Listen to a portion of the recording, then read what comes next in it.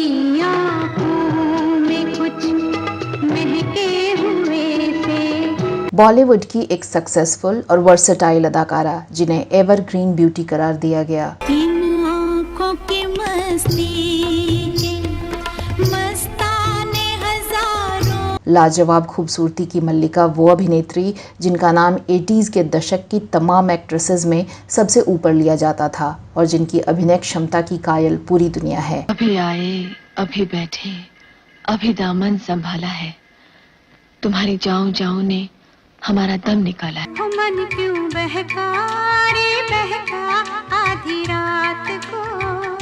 जिन्होंने हिंदी सिनेमा में महिला प्रधान कमर्शियल फिल्में करने की शुरुआत की और एक मजबूत एक्ट्रेस के तौर पर फीमेल सुपरस्टार का दर्जा हासिल किया।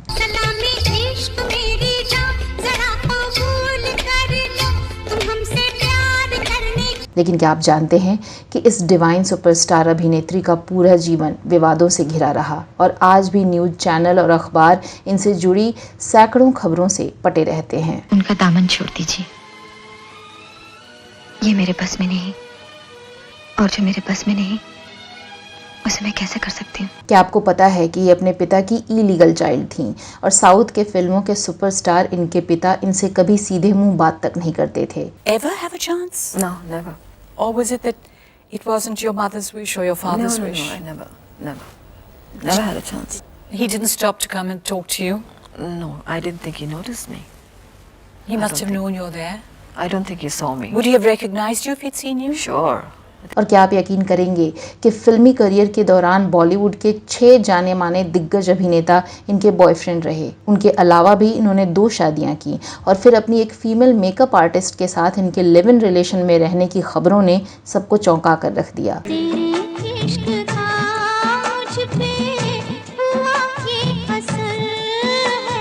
तो क्यों रेखा बॉलीवुड की आज तक की सबसे विवादित अभिनेत्री रहीं? क्यों विधवा होने के बाद भी ये अपनी मांग में सिंदूर सजाती रहीं? और क्यों आज भी इनकी जिंदगी और इनका बंगला एक रहस्य बना हुआ है? क्या कहूँ कि शर्म से है लब सिले हुए। देखा एक ख्वाब तो बताएंगे और भी बहुत कुछ। आप देखते रहिए बॉलीवुड की रोचक किस्से वेदिका के साथ।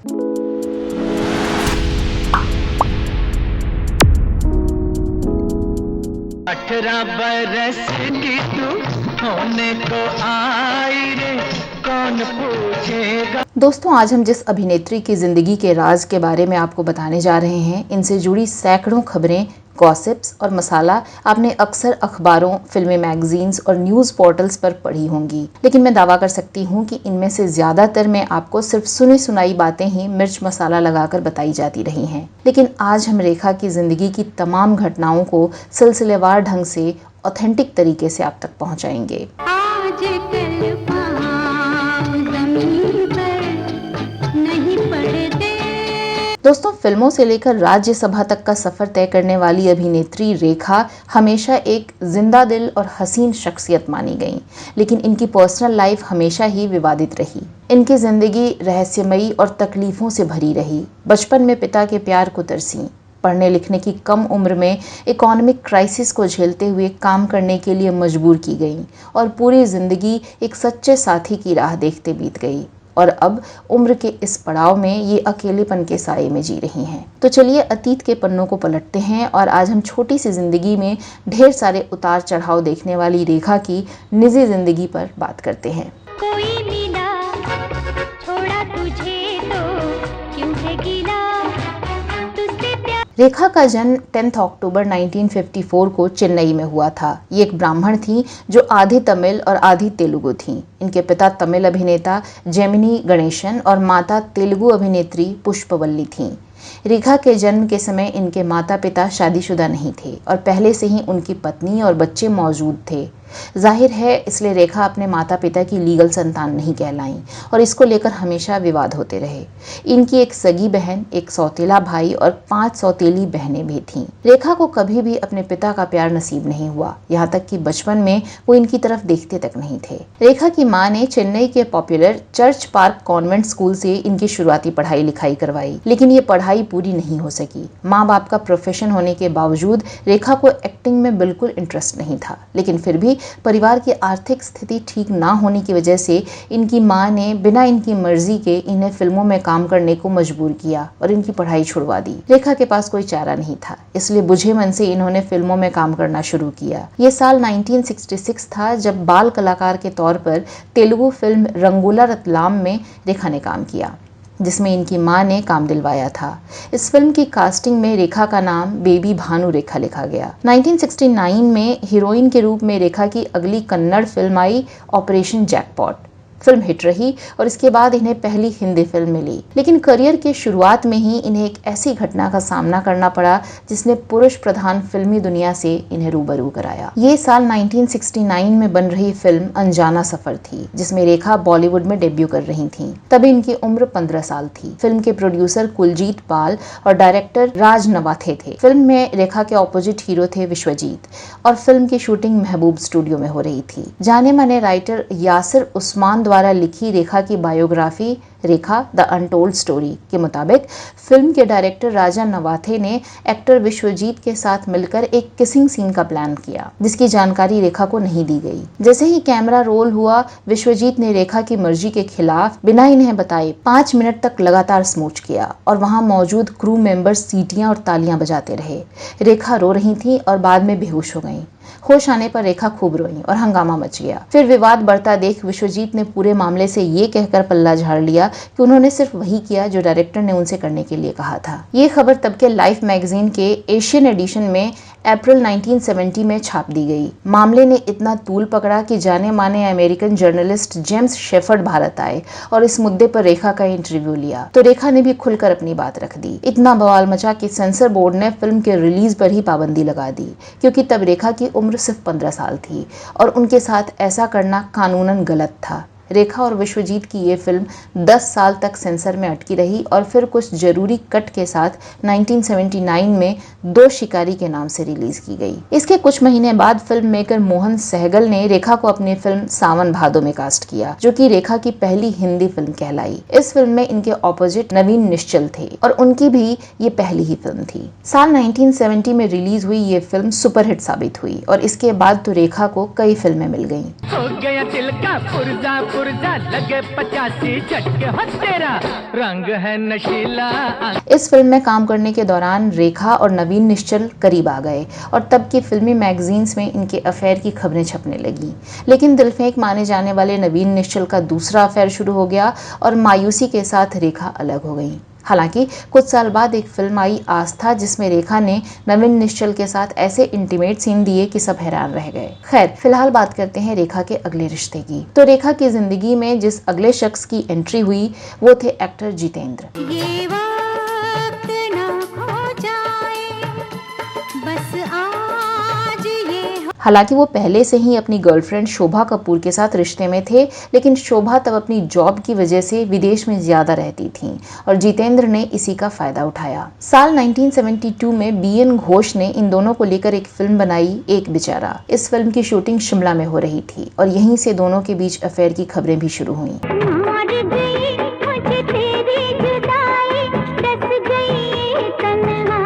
ये फिल्म हिट रही और इसी के साथ दोनों की जोड़ी भी हिट हो गई। 1973 में रिलीज हुई फिल्म अनोखी अदा में इस हिट जोड़ी को रिपीट किया गया। फिर तो ये दोनों एक साथ कई जगहों पर स्पॉट किए जाने लगे, पर ये लव स्टोरी कम और डिच स्टोरी ज्यादा साबित हुई। दरअसल दिलफेंक जितेंद्र भले ही रेखा के साथ रोमांस कर रहे थे, पर वो अपनी गर्लफ्रेंड शोभा को छोड़ने के लिए तैयार नहीं थे। इसी बात को लेकर रेखा और जितेंद्र के बीच झगड़े होने लगे। रेखा की biography Rekha the untold story लिखने वाले यासिर उस्मान लिखते हैं कि फिल्म अनोखी अदा की शूटिंग के दौरान जितेंद्र ने कुछ जूनियर आर्टिस्ट के सामने कहा कि रेखा तो मेरा बेस्ट टाइम पास है। ऐसा कहकर वो शेखी बघार रहे थे और बाकी आर्टिस्ट ठहाके लगा रहे थे। बड़ी बात कि रेखा ने जितेंद्र की ये बातें सुन ली। वो वहां से रोते हुए भागी और मेकअप रूम में जाकर घंटों रोती रही। शूटिंग कैंसिल हो गई, वो सेट से वापस घर चली गईं और जितेंद्र की जिंदगी से भी। कोई मेरे साथ चले ना चले, मुझे कोई साथ। जितेंद्र के बाद रेखा की जिंदगी में एक्टर किरण कुमार की एंट्री हुई, जो कैरेक्टर आर्टिस्ट जीवन के बेटे थे। हालांकि ये जितनी जल्दी मिले थे उतनी ही जल्दी अलग भी हो गए। स्टार डस्ट मैगजीन के 1975 के एडिशन में इस कपल के बारे में एक आर्टिकल छपा था जो आप सभी अपने स्क्रीन पर देख रहे हैं। इसमें बाकी कई कपल्स के साथ साथ रेखा और किरण कुमार के ऑनगोइंग इश्यूज के बारे में लिखा गया था जो इन्हीं कपल्स के इंटरव्यू पर आधारित था। इसमें रेखा ने किरण कुमार को ममाज बॉय कहते हुए मजाक उड़ाया था। रेखा का करियर अब तक एक ट्रैक पर आ चुका था, लेकिन ये घर बसाना चाहती थी और अपने लिए एक ऐसे जीवन साथी की तलाश में थी जो इन्हें छोड़ कर ना जाए बल्कि जीवन भर का रिश्ता निभाए और जिसकी आंखों में इन्हें भरोसा नजर आए। कुछ फिल्मों में साथ काम करने के दौरान अब इनकी जिंदगी में एंट्री हुई एक्टर विनोद मेहरा की। आज कल पाँव ज़मीन पर नहीं पड़ते। विनोद पहले से 2 शादियां कर चुके थे और दोनों से डिवोर्स भी हो चुका था। हालांकि उनकी छवि भी दिलफेक आशिक की ही थी, लेकिन मासूम से दिखने वाले विनोद मेहरा ने अपनी मनमोहक मुस्कान से रेखा के दिल में ऐसी जगह बना ली कि रेखा उनके बिना एक पल भी जीने को तैयार नहीं थी।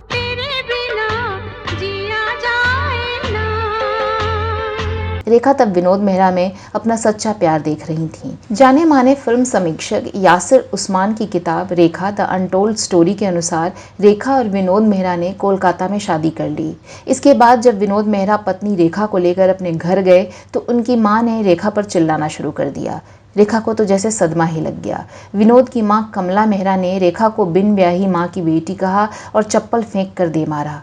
विनोद मेहरा चुपचाप अपनी नवविवाहिता पत्नी को जलील होता देखते रहे। उनके घर से बेइज्जत होकर रोती हुई रेखा अकेले ही वहां से निकली और एक होटल में जाकर रात काटी। रेखा की समझ में नहीं आ रहा था कि जब विनोद को साथ नहीं देना था तो आखिरकार उन्होंने ये शादी ही क्यों की थी। खैर, ये रिश्ता भी टूट गया। हालांकि रेखा हमेशा मीडिया में इस शादी से इनकार करती रही, लेकिन इनकी शादी का एक सर्टिफिकेट 1986 में एक फिल्मी मैगजीन ने छाप दिया तो रेखा के मैनेजर द्वारा उसे फेक बताया गया। बता दें कि अब रेखा और विनोद मेहरा की शादी का कोई सबूत पब्लिक डोमेन में मौजूद नहीं है। वहीं काफी बाद में सिमी ग्रेवाल के टीवी इंटरव्यू में रेखा ने विनोद मेहरा को बस अपना एक शुभचिंतक बताया था। बताते हैं कि फिर तो रेखा का मन हर रिश्ते से उठ गया और शादी या प्यार को लेकर इनका नजरिया भी इस घटना के बाद पूरी तरह से बदल गया। He was always a well-wisher. He was always very close to me. He was very, very close to me. Okay. चलिए अब हम बात करते हैं उस प्रेम कहानी की जिसे रेखा की जिंदगी का और बॉलीवुड का अब तक का सबसे चर्चित प्रेम संबंध माना जाता है। ये रिश्ता था सदी के महानायक अमिताभ बच्चन के साथ। देखा एक ख्वाब तो ये सिलसिले हुए दूर तक निगाह में है। हालांकि ये तो नहीं पता कि रेखा के लिए ये प्यार था या पिछले कड़वे अनुभवों के बाद बस एक टाइम पास था, लेकिन हाँ, अभी भी रेखा को इस रिश्ते से जोड़कर देखा जाता है। अमिताभ पहले से शादीशुदा थे और 3 जून 1973 में ही जया भादुड़ी के साथ शादी कर चुके थे। रेखा से इनके रिलेशनशिप की शुरुआत 1976 की फिल्म 2 अनजाने से मानी जाती है। रेखा और अमिताभ बच्चन ने साथ में एक के बाद एक लगभग 10 फिल्में की और बड़े पर्दे से लेकर रियल लाइफ में भी एक दूसरे के इश्क में डूबे रहे। तमाम न्यूज़पेपर सालों तक इनके अफेयर की खबरों से पटे रहे और 2 बड़े सितारों के बीच इस नाजायज रिश्ते का ये सिलसिला यूं ही चलता रहा। रेखा के ऊपर अमिताभ बच्चन का घर बर्बाद करने का आरोप लगता रहा, लेकिन इनको अब शायद ना ही किसी आरोप से डर था और ना ही किसी के आहत होने का कोई मलाल। दिल को भरम ये हो गया, उनको हमसे प्यार है। कहा जाता है कि अमिताभ और रेखा के अफेयर ने जया बच्चन को हिलाकर रख दिया, खासकर तब जब ऋषि कपूर नीतू सिंह की शादी में 22 जनवरी 1980 को रेखा सिंदूर से मांग सजाए और मंगलसूत्र पहने पहुंची। उस रात शादी समारोह में बॉलीवुड की बहुत सी हस्तियों के साथ साथ अमिताभ बच्चन और जया भादुड़ी भी मौजूद थे। रेखा को ऐसे देख वहाँ खबर फैल गई कि इन्होंने अमिताभ बच्चन से शादी रचा ली है। स्टार डस्ट मैगजीन के अनुसार इसके बाद एक दिन रेखा को अमिताभ की पत्नी जया भादुड़ी ने डिनर पर बुलाया। रेखा डरते डरते वहां पहुंची। अमिताभ तब शूटिंग पर शहर से बाहर थे। रेखा को लगा कि जया ने उन पर अपनी भड़ास निकालने के लिए बुलाया होगा, लेकिन ऐसा हुआ नहीं, बल्कि जया ने बड़े रिस्पेक्ट के साथ रेखा को डिनर कराया और प्यार से बात करती रही। जब रेखा घर वापस जा रही थी तो जया भादुड़ी ने बस एक बात कही कि मैं अमित को कभी नहीं छोड़ूंगी। दोनों के बीच कुछ पल की खामोशी रही और फिर रेखा वहां से चली गई। कहा जाता है कि रेखा उस दिन ये तो समझ ही गई थी कि अमिताभ कभी भी इनके नहीं हो पाएंगे। उनका दामन छोड़ दीजिए, ये मेरे बस में नहीं, और जो मेरे बस में नहीं उसे मैं कैसे कर सकती हूँ। इसी बीच यश चोपड़ा ने अपनी एक ऐसी फिल्म का ऐलान किया कि इसकी स्टार कास्ट से हर कोई हैरान रह गया था। ये फिल्म थी सिलसिला। यश चोपड़ा ने कमाल दिखाते हुए इसमें अमिताभ, रेखा और जया को साथ लाया। कहा गया कि ये इन्हीं तीनों की रियल लाइफ स्टोरी थी, लेकिन फिर भी इसे बड़े पर्दे पर फिल्माने के लिए तीनों कैसे राजी हुए कहना मुश्किल है।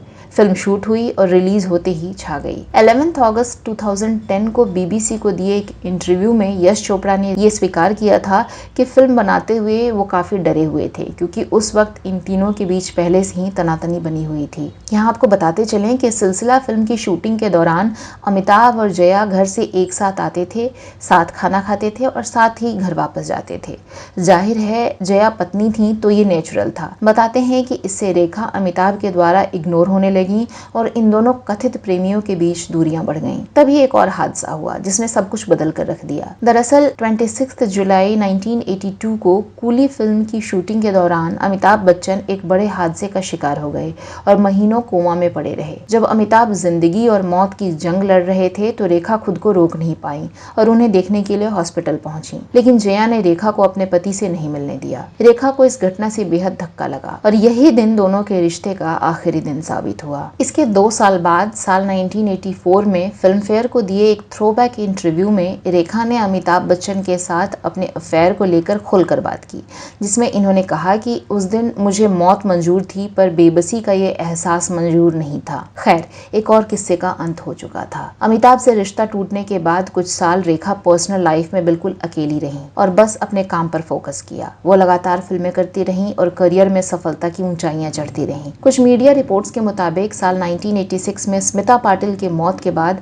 राज बब्बर ने जब घर वापसी की और पत्नी और बच्चों के पास लौटे तो पहले जैसा माहौल नहीं था और घर पर उनसे कोई ठीक से बात तक नहीं करता था। इसी दौरान उनकी रेखा से करीबी बढ़ गई और दोनों एक दूसरे से अपनी परेशानियां शेयर करने लगे। पहले भी ये दोनों जीवन धारा, अगर तुम न होते और झूठी जैसी कई फिल्मों में साथ काम कर चुके थे और इनके बीच अच्छी केमिस्ट्री थी। पीपिंग मून की एक रिपोर्ट के मुताबिक एक्टर राज बब्बर और अदाकारा रेखा रिश्ते में आ गए थे। कुछ समय बाद रेखा ने राज बब्बर से शादी करने की डिमांड कर डाली, पर राज बब्बर ने साफ साफ कह दिया कि वो शादी नहीं करेंगे। रेखा राज के इस जवाब से बौखला गईं और रोते हुए वहां से निकल गईं। IB टाइम्स के मुताबिक उस वक्त जिन लोगों ने रेखा को मुंबई के भीड़ भाड़ वाले इलाके में बिना चप्पल पहने राज के सामने से भागते हुए देखा, उन्होंने इस बारे में मीडिया को बताया था। दिल टूटता रहा और रेखा आगे बढ़ती रही, लेकिन ये इनकी सच्चे प्यार और सही जीवन साथी की तलाश थी या कुछ और, इसे कोई मनोवैज्ञानिक ही बेहतर समझ सकता है। खैर, अब तक रेखा का करियर शबाब पर आ चुका था और ये उस वक्त इकलौती ऐसी अदाकारा थीं जो पुरुष प्रधान बॉलीवुड में महिला प्रधान कमर्शियल फिल्में कर रही थीं और सुर्खियों में बनी रहती थीं। तभी 80s के दशक के आखिर में रेखा पर एक्टर संजय दत्त को फंसाने का आरोप लगा। हालांकि संजय दत्त कोई बच्चे नहीं थे, लेकिन इंडस्ट्री में ये खबर बहुत तेजी से फैली कि रेखा ने संजय दत्त से गुपचुप शादी कर ली है। लेकिन फिर संजय दत्त ने एक प्रेस रिलीज जारी करवा के इस खबर का खंडन किया और रेखा ने भी उनसे दूरी बनानी शुरू कर दी और ये रिश्ता यहीं थम गया। कई बार प्यार में धोखा खा चुकी रेखा 90s का दशक आते आते बेहद थक चुकी थी और घर बसाना चाहती थी। ऐसे में एक पार्टी में इनकी मुलाकात दिल्ली के एक बिजनेसमैन मुकेश अग्रवाल से हुई। वो रेखा के बहुत बड़े फैन थे और उनकी एक झलक पाने के लिए इनके शूटिंग स्केड्यूल्स को फॉलो करके हर जगह पहुंच जाया करते थे। कहते हैं कि पहले तो रेखा ने इनसे मिलने से कई बार इनकार कर दिया था, लेकिन फिर अचानक ये खबर आई कि दोनों ने शादी कर ली है। लेकिन शायद घर बसाना रेखा की किस्मत में ही नहीं था। शादी के कुछ ही महीनों बाद दोनों के बीच रिश्ते बिगड़ने लगे। तभी रेखा को पता चला कि मुकेश डिप्रेशन के शिकार हैं और शादी के पहले से ही इनका मानसिक इलाज चल रहा है। रेखा को गहरा धक्का लगा और उन्होंने मुकेश से दूरी बनानी शुरू कर दी। अब ये ज्यादातर मुंबई रहती थी और मुकेश दिल्ली। लेकिन फिर मुकेश अपना काम छोड़कर मुंबई पहुंचने लगे और रेखा से जबरदस्ती मिलने की कोशिश करने लगे। किताब रेखा द अनटोल्ड स्टोरी में इन तमाम बातों की चर्चा रेखा के हवाले से विस्तार से की गई है। 2 अक्टूबर 1990 को एक ऐसी खबर सामने आई जिसने तहलका मचा दिया। दरअसल मुकेश इस दुनिया से जा चुके थे। दिल्ली में उनके बेडरूम की छत, वहां लगे पंखे और पत्नी रेखा का दुपट्टा सब उनकी जिंदगी के आखिरी पलों की गवाही दे रहे थे। शायद वो बेहद दर्द में रहे होंगे, तनाव में या पत्नी की यादों में, पर यह बेहद दर्दनाक था। इस घटना के बाद लोगों ने रेखा को दोष देना शुरू कर दिया और इन्हें चुड़ैल तक की संज्ञा दे डाली। तब रेखा देश से बाहर एक शूट पर गई हुई थी और खबर सुनते ही अगले दिन वापस आ गई थी। इस घटना के बाद लंबे समय तक बॉलीवुड में लोग रेखा को कोसते रहे और इसका असर इनके करियर पर भी पड़ा। पर कहते हैं कि वक्त हर जख्म का मरहम होता है। धीरे धीरे ये वक्त भी गुजर गया और रेखा ने कुछ एक्शन फिल्मों से अपने करियर में वापसी की। साल 1996 में रेखा के एक ऐसे अफेयर की बात सामने आई जो बेहद चौंकाने वाला रहा। तब फिल्म आई थी खिलाड़ियों का खिलाड़ी। इस फिल्म के दौरान रेखा का नाम इनसे 13 साल छोटे अक्षय कुमार के साथ जोड़ा गया। इस फिल्म में इन दोनों के साथ रवीना टंडन भी थी, जो उस समय अक्षय कुमार को डेट कर रही थी। रेखा और अक्षय के अफेयर को लेकर रवीना ने एक दिन मीडिया में अपनी भड़ास निकाल दी और बिना नाम लिए अक्षय पर रेखा के साथ मिलकर उन्हें चीट करने का इल्जाम लगाया। लेकिन रेखा या अक्षय ने इस रिश्ते के बारे में कभी कुछ नहीं कहा और खामोशी से दोनों अलग हो गए। फिल्मों में काम करने के दौरान रेखा की दोस्ती शत्रुघ्न सिन्हा और साजिद खान के साथ भी बढ़ी थी, लेकिन इसकी चर्चा इंडस्ट्री में बहुत ज्यादा नहीं की गई। अरे ये क्या कह रहे हो? मैंने ऐसा तो नहीं कहा था। अरे रास्ता देखो आप मेरी। अब बात करते हैं रेखा की जिंदगी के एक ऐसे राज और ऐसे रिश्ते की जो आप में से कम लोग ही जानते होंगे।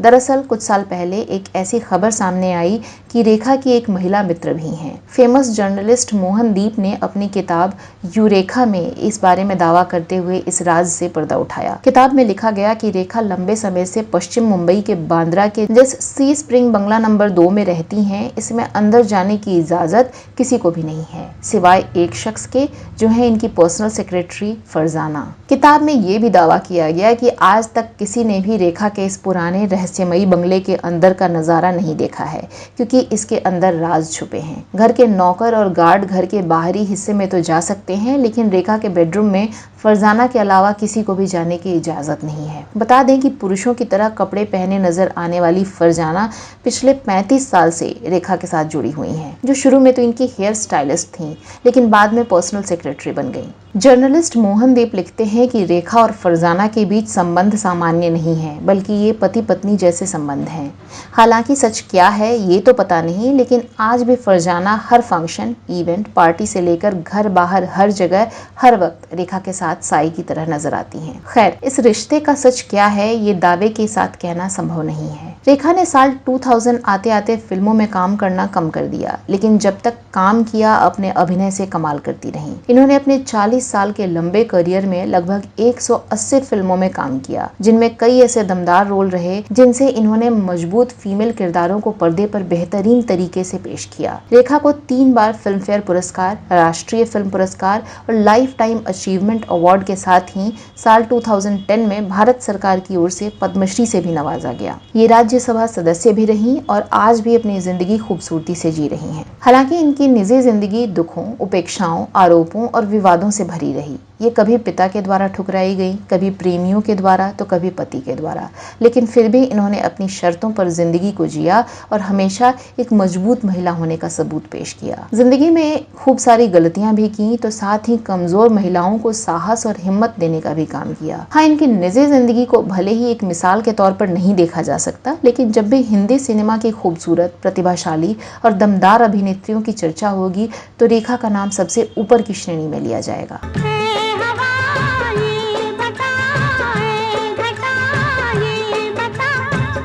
तो दोस्तों, आपको आज का हमारा ये एपिसोड कैसा लगा कमेंट करके ज़रूर बताइएगा। आप अगर हमारे किसी कंटेंट या रिसर्च से इत्तेफाक ना रखते हो तो भी कमेंट या ईमेल के जरिए हमें बता सकते हैं। इसी तरह के कुछ और फिल्मी किस्से कहानियों के साथ आपसे अगले एपिसोड में फिर होगी मुलाकात। तब तक के लिए दीजिए इजाज़त। नमस्कार। कोई मेरे साथ